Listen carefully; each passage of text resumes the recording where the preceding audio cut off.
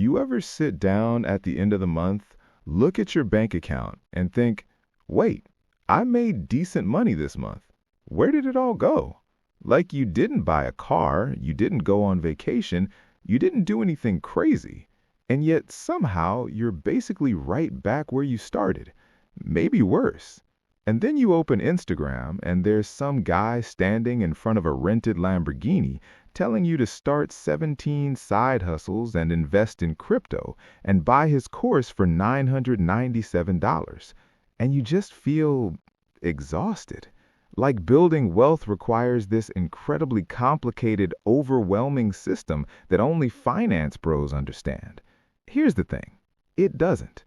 And honestly, the people who are actually building wealth quietly, they're doing the exact opposite of what most financial influencers tell you. They're not optimizing 19 spreadsheets, they're not day trading, they're following a shockingly small number of rules, and they're following them ruthlessly. Today, I'm going to walk you through the 5 minimalist money rules that actually build wealth.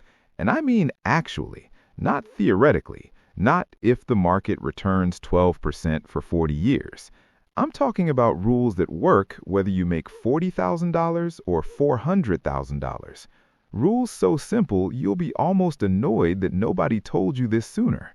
And look, rule number 4 genuinely changed how I think about every single purchase I make. So stick around for that one. My name is Thomas, and I spend way too much time thinking about personal finance, wealth psychology, and why smart people keep making the same money mistakes over and over again. If you're someone who feels like you're doing everything you're supposed to, you're working hard, you're trying to save, but your net worth just isn't moving the way you want it to, make sure to hit the subscribe button and give this video a thumbs up if this helps you out. All right, let's get into it. Before I give you the 5 rules, I need to challenge something that the entire financial advice industry has gotten wrong. And this might ruffle some feathers, but I think it's important. We've been told that building wealth is complicated, that you need to understand asset allocation, tax loss harvesting, option strategies, real estate syndications. And look, those things aren't bad. Some of them are great. But here's what most people don't realize. Complexity is not the reason people fail with money. Behavior is. A study from Dalbar, they're a financial research firm that's been tracking investor behavior for over 30 years, found that from 2003 to 2023, the average equity fund investor earned roughly 6.8% annually, while the S&P 500 returned about 10.1%. That's a gap of over 3 percentage points every single year, not because they picked bad funds, because they behaved badly. They panic sold, they chased performance, they got complicated. The wealthiest people I've studied, and I'm not talking about billionaires, I'm talking about everyday millionaires, the people with a net worth of $1 to $5 million who built it from nothing. They didn't outsmart the system, they outsimplified it. So that's what we're going to do today. Simplify. Rule number 1, and this is the foundation everything else is built on, keep your housing cost below 25% of your gross income. Period. Now, you might be thinking, Thomas, everyone says that. That's not new. And you're right, everyone says it. Almost nobody does it.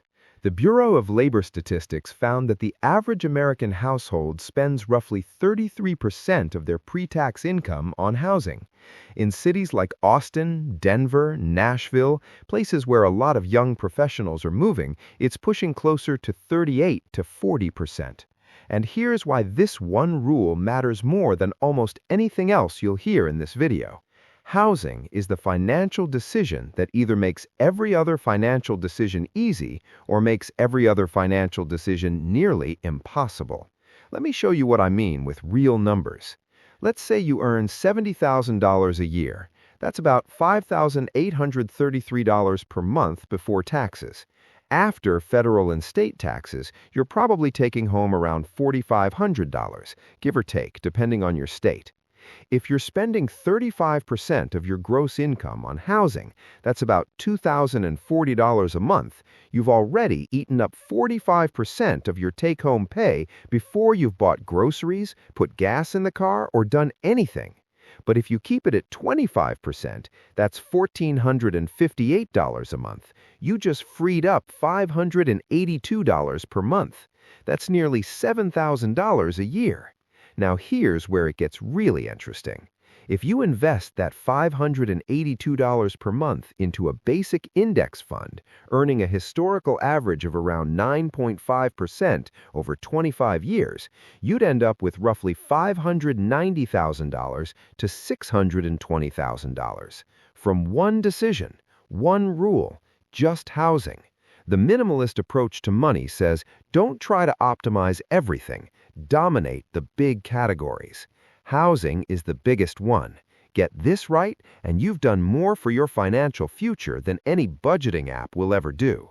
Rule number 2, pay yourself first automatically, and then spend whatever's left without guilt. Okay, here's where I'm going to frustrate some people. I don't think most people need a traditional budget. I know, that sounds insane coming from a finance channel, but hear me out. The problem with budgeting is that it relies on willpower. Every single transaction becomes a decision. Should I buy this coffee? Does this fit in my dining out category? I went $14 over in groceries. Should I reallocate from entertainment? It's exhausting. And what happens with exhausting systems? People abandon them, usually within about 6 weeks. A study published in the Journal of Consumer Psychology found that people who used restrictive budgeting methods were actually more likely to engage in what researchers called financial splurging. Basically, they'd restrict themselves so tightly that they'd eventually snap and overspend impulsively. It's the financial equivalent of a crash diet. So here's what minimalist money management actually looks like. Step 1. The day your paycheck hits, automatically move 20% into savings and investments before you see it, before you touch it, before your brain even registers it as available money. If 20% isn't possible right now, start at 10%, start at 5%. I don't care, just make it automatic. Step 2. Pay your fixed bills, housing, utilities, insurance, car payment, also automatically. Step 3. Whatever's left, that's your spending money, and you spend it however you want. No categories, no guilt, no spreadsheet. Look, I'm not saying tracking your spending isn't useful. It is, especially when you're just starting out and you have no idea where your money goes. But as a long-term wealth-building system, automation beats budgeting every single time, because automation doesn't require you to be disciplined on a Tuesday night when you're tired and Uber Eats is right there. The system does the discipline for you. That's the whole point. Rule number 3, carry no debt that doesn't build your net worth. But, and this is the twist, don't become so terrified of debt that you avoid it when it actually works in your favor. Let me explain, because this is a nuance that I think gets lost in the all debt is bad narrative. Consumer debt, credit cards, car loans on depreciating vehicles, buy now, pay later on clothes, personal loans for vacations. This is wealth destruction disguised as convenience. The average American household carries about $7,950 in credit card debt, according to TransUnion's 2024 data. At an average APR of 22.8%, that's roughly $1,800 per year just in interest. You're paying $1,800 a year to a bank for the privilege of buying things you already consumed. If you carry this kind of debt, rule number 3 says eliminate it aggressively before you invest, before you do anything else. I know some people will argue about the math, but Thomas, the market returns more than my interest rate. And sure, on paper, sometimes that's true, but debt is guaranteed. Market returns are not. And more importantly, the psychological weight of debt changes how you think, how you sleep, how you make decisions. It clouds everything. But here's what most people don't realize. There's a version of debt that actually accelerates wealth. A mortgage on a reasonably priced home, that can be smart debt. You're locking in a fixed payment while inflation erodes the real cost over time. You're building equity and you're getting a tax deduction. A business loan with a clear ROI, that can be smart debt. The minimalist rule isn't never borrow money. The minimalist rule is every dollar you owe should be attached to something that's growing in value. If it's not, kill it. And I'll give you the order. If you have multiple consumer debts, list them from smallest balance to largest. Pay minimums on everything except the smallest one. Throw every extra dollar at that smallest balance until it's gone. Then roll that payment into the next one. This is the debt avalanche, or, well, technically the snowball method. And while the avalanche method, targeting highest interest first, is mathematically superior, the snowball method has been shown in a study from the Harvard Business Review to lead to faster payoff completion because of the motivational boost from quick wins. Minimalism isn't about mathematical perfection, it's about what you'll actually follow through on. All right, rule number 4. This one is the one I told you about at the beginning. This one rewires how you think about spending. I call it the 10x rule, and it's devastatingly simple. Before you buy anything non-essential, multiply the price by 10. That's the real cost of that purchase, because that's approximately what that money would have been worth in 25 years if you'd invested it instead. Now, I'm not saying you should never spend money. That's not minimalism. That's deprivation. But I am saying you should be aware of what you're actually trading. Let me walk you through this. That $150 pair of shoes you don't really need, multiply by 10. That's $1,500 in future wealth. That $60 a month subscription bundle, streaming services, apps, things you barely use, that's $720 a year. Multiply by 10. Over the next 25 years, that's potentially $7,200 in future value. Actually, it's more than that, because you'd be investing $720 every year, which compounds. In reality, $60 a month invested at 9% over 25 years becomes roughly $67,000. $67,000 for stuff you watch in the background while scrolling your phone. And look, I'm not saying cancel everything. I'm saying cancel the things you don't actually value. Because here's the psychology behind this, and this is really important. We don't overspend because we love the things we buy. We overspend because of what behavioral economists call the pain of paying, which has been almost entirely eliminated by digital transactions. When you tap a card or click Buy Now, your brain barely registers a transaction. A study from MIT found that people are willing to spend up to 100% more when using credit cards versus cash because the psychological friction is gone. The 10x rule adds that friction back, not by making you feel guilty, but by making you aware. And when you're aware, you naturally redirect money toward things that actually matter to you and away from things that don't. This isn't about deprivation, it's about intention. That's the core of minimalist money. Rule number 5. Invest in 1 to 3 index funds. Contribute consistently and never touch it. That's it. That's the whole rule. Now, you might be thinking, Thomas, that's way too simple. What about individual stocks? What about real estate? What about alternative assets? And I get it, those things can work. Some people do very well with them. But here's the thing. Most people don't. And the data on this is honestly kind of embarrassing for the active investing industry. The SPI VA scorecard, this is a report published by S&P Dow Jones Indices, found that over a 20-year period, approximately 95% of actively managed large-cap funds underperformed the S&P 500 index. 95%. These are professional fund managers with teams of analysts, with Bloomberg terminals, with Harvard MBAs, and 19 out of 20 of them couldn't beat the strategy of just buying everything and doing nothing. So here's the minimalist investment portfolio. And I want you to actually write this down, because this could legitimately be worth hundreds of thousands of dollars to you over your lifetime. Option 1, the simplest possible version.